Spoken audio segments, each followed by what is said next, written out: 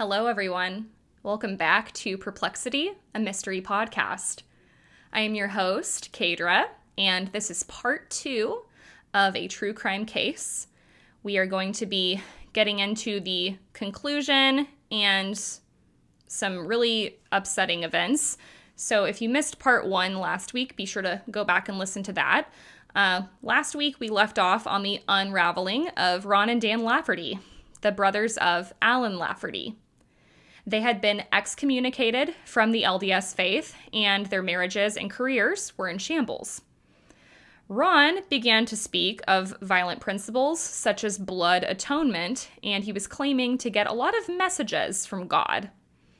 Ron Lafferty also started to call his revelations from God removal revelations, and in these revelations, he was beginning to claim that God told him 4 people were willed to be removed from the earth. So before we get into the rest of this story, trigger warning for this episode. Big trigger warning. We are going to be discussing violence, murder, and suicide. Listener discretion is advised, especially for listeners below the age of 16. And all of the sources for today's episode will be in the show notes. So the 4 people that Ron Lafferty claimed were mentioned in this removal revelation from God were Brenda Lafferty, her 15-month-old daughter, Erica Lafferty, and the 2 members of the LDS Church that helped Diane leave Ron. So Richard Stowe and Chloe Lowe. Ron claimed that the reason 15-month-old Erica was part of this removal revelation was because she would just grow up to be a bitch like her mother, Brenda. He claimed that Erica's soul was already doomed to damnation. So the next revelation Ron announced to the School of Prophets was that the School of Prophets would be involved in this removal. Dan and Watson Jr. believed Ron and agreed to this plan.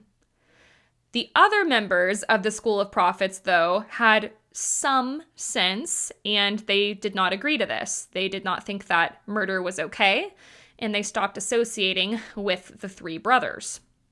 So now this group is just down to 3 people: Dan, Ron, and Watson Jr. Lafferty. Meanwhile, Brenda Lafferty has no idea about any of this, these removal revelations. And Brenda was also the only woman in the Lafferty family at this point that hadn't been subjected to physical abuse. She still had some autonomy, and obviously Dan and Ron didn't like that. So on July 24th, 1984, all of this tension comes to a head. Alan Lafferty left for work early in the morning at a construction site about 80 miles from his apartment. He called home during his lunch break, where he briefly talked to Brenda, and he also heard his daughter Erica babbling on the phone, and everything seemed totally normal and fine. The phone call would end, and that would be the last time that Alan Lafferty would ever talk to Brenda or Erica. Ron and Dan Lafferty planned to go to Salt Lake City with some of their friends that day. So on their way to Salt Lake, Ron suggested that they stop at their brother Mark's house to get a rifle. When Ron got the rifle, Mark asked him what he needed it for. And Ron replied, quote, "I'm going hunting for any fucking thing that gets in my way." Ron, Dan, and their 2 friends, Richard Knapp and Chip Carnes, then went to Alan and Brenda's apartment. And I'm so frustrated at this point because, Ron had already threatened Brenda in front of Alan. So, Alan knew there was this potential for violence. That's my opinion. The School of Prophets had heard about these removal revelations and these threats on people's lives, and they didn't warn anyone.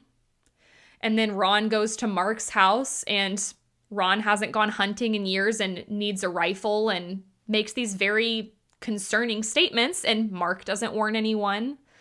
And then these 2 freaking people in the car, it's just, there's so many people who knew about this, and they did absolutely nothing. So they show up at Brenda and Alan's apartment, and Ron claimed this was because they were gonna get another rifle, I guess borrow it from Alan. But while they were driving there, Ron and Dan began to talk about the potential of this removal revelation being fulfilled today. They arrived at the apartment, and Ron knocked on the door. The other men stayed in the car, but no one answered the door, and eventually they gave up and drove off. But after just a little bit more driving, Dan insisted that they turn back to Alan and Brenda's apartment and try again. When they arrived at the apartment for the second time, Dan Lafferty got out of the car and knocked on the door.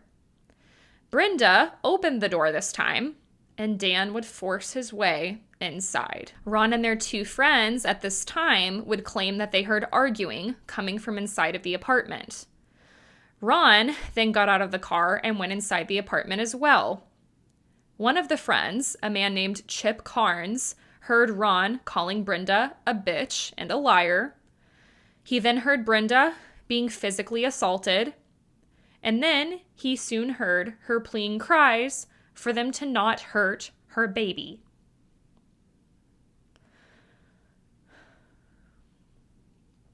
They then heard the cries of an infant. And then there was an abrupt silence. A few more minutes passed before Ron and Dan left the apartment and got back in the car. When Ron and Dan would go to the car, they would be covered in blood. They then drove to the home of Chloe Lowe. Ron told the others during the drive that Chloe was very small, so she'd make an easy target. Luckily, no one was home when the men arrived to Chloe's home, but they did break in and steal some things before getting back in the car to make one final detour. And it's not clear in the story if it was just Ron and Dan that broke into the apartment or if these other friends were involved as well. I'm not sure. But either way, they're clearly going along with this. And you'll see that more later. So their final detour was, of course, to Richard Stowe's house, the final fourth member of this removal revelation. But they missed the turn for his house, and they decided it best to continue their journey to Salt Lake City. And to me, this shows lack of planning. Like, they grabbed the weapons on their way out, and then they're just suddenly going house to house when they don't know these people are home. Like, it's very rushed, it's very chaotic, and it's just very insane. So they decided to just continue to Salt Lake. They stopped at a gas station before driving towards Wendover, a town in Nevada. And during this next leg of the drive, Ron pulled a knife out of his boot and began to hit it on his knee, yelling, "I killed her! I killed her! I killed her. I killed the bitch. I can't believe I killed her." He then handed the knife over to Dan and said, "Thank you, brother, for doing the baby, because I don't think I had it in me." Dan responded, "No problem, brother." They eventually reached Wendover, where they rented a small room to clean themselves up, eat, and sleep, which would indicate that when they went to the gas station, they were covered in blood. So it's just like they don't care at all. So later that night, around 8 p.m., Alan Lafferty would arrive home from work. Alan noticed that the front door was locked, which was not common for Brenda to do. He then noticed the house was in total disarray, and the TV was on, blaring a baseball game, which is not something Brenda would ever watch. So he quickly knew something was wrong. Then he saw blood smeared across one of the light switches. This is when he soon found the body of his wife of 2 years, Brenda. She was lying in the kitchen in a pool of blood. She had been badly beaten, and a vacuum cord was wrapped tightly around her neck. Brenda's throat had been so deeply cut that it had sliced through her trachea, both carotid arteries, both jugular veins, and the cut was all the way down to her spinal column. So she had practically been decapitated. Alan then attempted to call 911, but he realized that the phone wasn't working. So he rushed to the bedroom where their other phone extension was to try again. This is where he would find 15-month-old Erica Lafferty lying motionless in her crib. She was lying in a pool of blood, and the crib was soaked with blood. She was only wearing a diaper, which was also soaked with blood. And her throat had also been slashed. And again, the cut was so deep and severe that it had completely destroyed, the arteries, the jugular veins, her trachea, her esophagus, and she also was almost practically decapitated. Her spinal column had also been cut a little bit. I feel like there's no words to describe the depravity in this situation. So I feel like y'all can hear the emotion in my voice. I'm just going to leave it at that. But, Alan discovers all of this, and the phone still isn't working, so he rushed to a neighbor's house to call 911. But of course, at this point, it's too late. They're both dead, but the police need to investigate. Alan then called his mother and told her what he had found. And Alan would later say he knew from the moment he saw Brenda lying on the floor that he knew who was responsible for this. The police soon arrived, and Alan was actually arrested on suspicion of the murders. He was interrogated all night at the American Fork police station, and I do feel for him in this. Like, I can't imagine finding your wife and your infant daughter murdered and like that. I mean, I'm sure he was completely traumatized.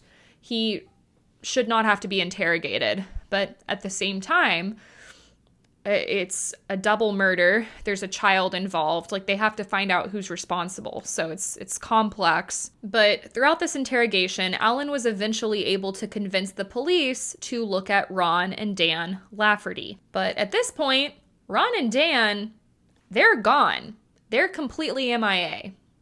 And the police would be unable to find them for about 3 months. So after the murders, they fled the area. Eventually, an APB was put out for both of the men. And of course, the story blows up in the media. I mean, it's a horrifying story. So before the police could track down Ron and Dan Lafferty, though, they were able to find the two friends in Wyoming, Richard Knapp and Chip Carnes, the ones that were in the car and were present for everything that happened. They had spent the last several months traveling around with Ron and Dan, which makes me have absolutely zero sympathy for these two assholes. Like, it's not like they were just wrong place, wrong time. They continued to travel around with them for the next few months and lie low and not turn them in. Like, they said nothing. So fuck these guys. So they're interrogated by the police, and Knapp and Carnes would then give information on Ron and Dan's whereabouts. So the police go to Reno, Nevada, and on August 7th, they end up at the Circus Casino. And this is where they would find Ron and Dan Lafferty standing in a buffet line, just enjoying their fucking lives. So on August 7th, Ron and Dan are arrested.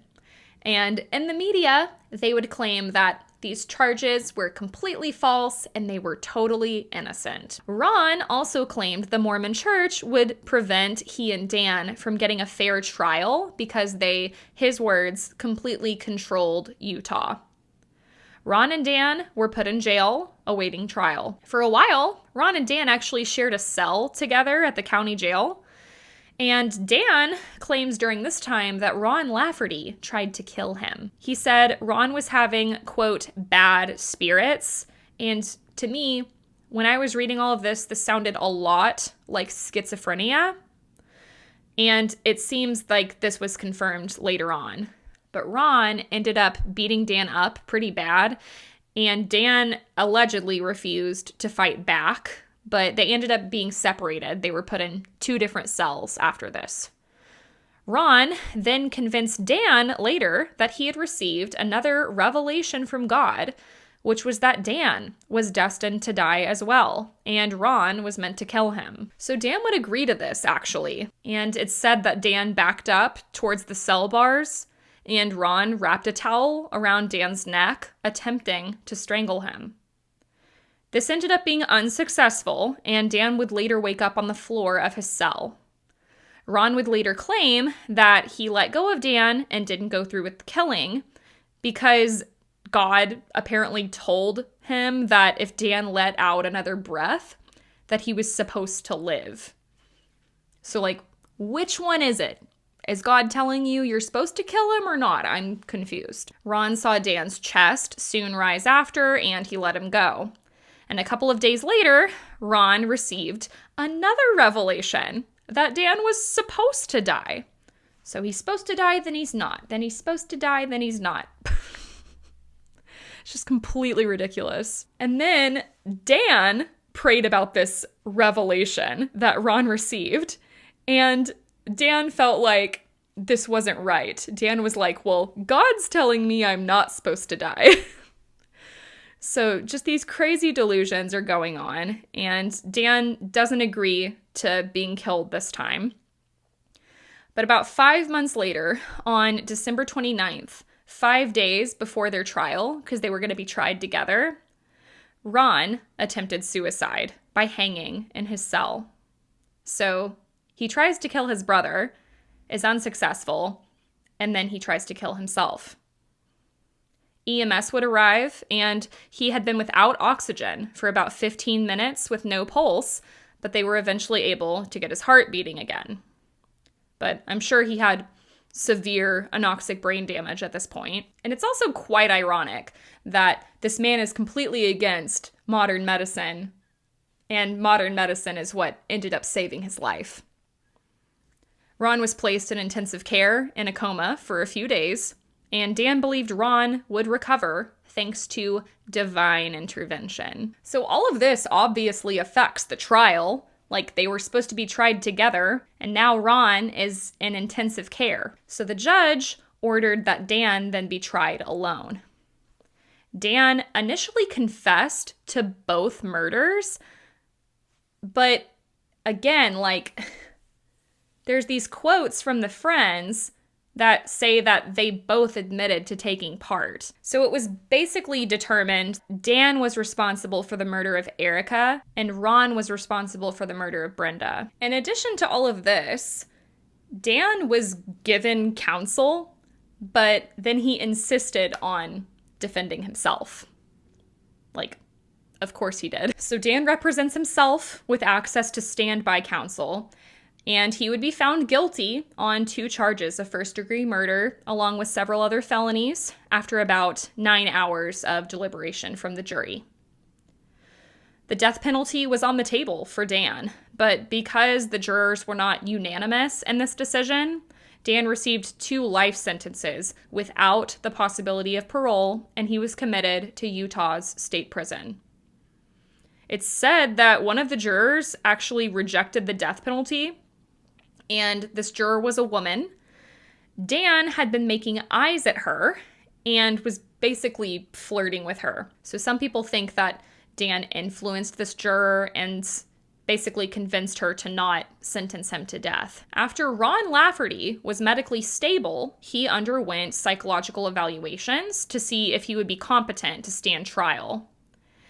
It was found that he wasn't, so he spent some time in state hospitals, and some sources that I found said during this time they were showing, like, Ron had clear signs of schizophrenia. And again, like, they didn't believe in modern medicine, so this was not being properly treated. He wasn't getting medication. So Ron spends a lot of time in state hospitals, and he keeps having all these competency hearings, and they're not finding him competent. But after the 4th competency hearing, he was finally found competent, and he stood trial in 1985. On May 7th, 1985, Ron Lafferty was found guilty, and he was convicted and sentenced to death. There were several appeals, some back and forth with the judicial system over the course of about 2 decades. I'm not going to get into that too much, other than saying Ron ultimately had to be retried, But he made several outbursts in court, and he was still found guilty in 1996, and he was sentenced to death. When he was asked if he preferred death by intravenous injection or by the firing squad, Ron would say, quote, "I don't prefer either one. I prefer to live. That's what I prefer," end quote. The judge then responded that he would select intravenous injection if Ron didn't specify. So that's when Ron said, quote, "I've already had the lethal injection of Mormonism, and I kind of wanted to try something different this time. So I'll take the firing squad. How's that? Is that pretty clear?" End quote. Ron Lafferty's attorney would later file several more appeals, and this case ended up all the way in the Supreme Court. But all appeals were denied. Ron Lafferty lived out the remainder of his years on death row, and in 2019, at the age of 78, just 3 months after the 10th Circuit Court of Appeals unanimously refused to hear Ron's case, Ron would die of natural causes. Dan Lafferty is still alive in prison today. There's an interview that I watched of him on YouTube, and it's pretty disgusting. Like, he's given talks, like people can come listen to him talk in prison, and he has absolutely zero remorse. He still thinks to this day, and I think he'll always think this because he's so delusional, that what he did was justified and it was for God's will. In 2003, John Krakauer released a book called Under the Banner of Heaven, which was partly based upon interviews with Dan Lafferty. And in April of 2002, Hulu and FX released a limited series that shares the same name. It stars Andrew Garfield, and the series covers the murders, and I personally think that it's very well done, but there's also a lot of controversy around it because apparently some of Brenda's family feels that she wasn't accurately portrayed. Apparently they didn't portray her as devout enough. They said she was very devout in her faith, and that doesn't seem accurately portrayed in the story. But the events that unfold throughout it are incredibly true to what actually happened, and I think it really brings this story to life and brings up really important discussions about religion and extremism. Brenda and Erica were buried together, with Erica cradled on Brenda's chest, which I think is so heartbreaking, but also so special and sweet. They are buried at Sunset Memorial Park Cemetery in Twin Falls, Idaho, with a joint gravestone that reads, quote, "The life spent doing something good and accomplishing goals will be remembered beyond the span of life itself." And this was a quote from Brenda. It's said that Alan Lafferty completely separated himself from his family after this. He later remarried and had more children. He also became a lifestyle coach and a motivational speaker in Utah. He also apparently continues to be an active LDS member. So that is the horrifying and absolutely heartbreaking story of the murders of Brenda and Erica Lafferty and the disgusting and depraved Lafferty brothers, Ron and Dan. So perhaps the whole mystery here is why? Like, why Brenda and Erica? Why did Ron and Dan not turn on their wives, their children? I think it's pretty fascinating that they turned to this one other member of the family. Also, killings like this are pretty rare. It's not very common to have this type of violence and rage unless it's inside of the home. Like, violence like this is usually done between partners, but these brothers-in-law broke into her home and attacked her and her baby. There were a lot of triggers that led up to this killing as well. I mean, they both were excommunicated from the church. They were obviously having a lot of financial trouble. Their mental illness was growing. They grew up in a lot of abuse. So that also kind of brings up the question of, like, how much of this could have been avoided if they didn't grow up in an abusive household. I mean, who's to say? But I just feel like there's a lot of factors here. They grew up in a very patriarchal, extremist household. And then, of course, like the killing itself, it was so disorganized. There are so many clear signs of mental illness, and nobody did anything leading up to it. It's very heartbreaking. There's a lot of debate around this case as to how much of this was affected by religion, and if we should even associate the Lafferty members with Mormonism with LDS at all. I did read some sources that said that the LDS community did have to come out and make a statement saying that they have absolutely nothing to do with the Lafferty brothers. They do not condone any of their beliefs. So make of that what you will. But at the same time, the rates of rape, sexual assault, violence, suicide, and of course trauma within the Mormon community are incredibly high. But of course, there are other people who could say, like, these were just two deranged men that were hiding behind religion. They could have used it as a way to hide behind their disgusting ideals. So there's a lot of discussion to be had around this case, and I would love to hear y'all's thoughts. So let me know. Send me a DM on Instagram or email me. Let me know in the comments below if you're watching on YouTube. And if you haven't watched Under the Banner of Heaven or read the book, I would encourage you to check it out. If you have, let me know your thoughts. Thank you so much for listening to today's episode. If you enjoyed it, please tell your friends, tell the world, hop on Apple or Spotify and leave a review. If you're watching on YouTube, subscribe to this channel, like this video. I hope you guys have a great week, and I hope you stay safe. I will talk to you next week. Bye.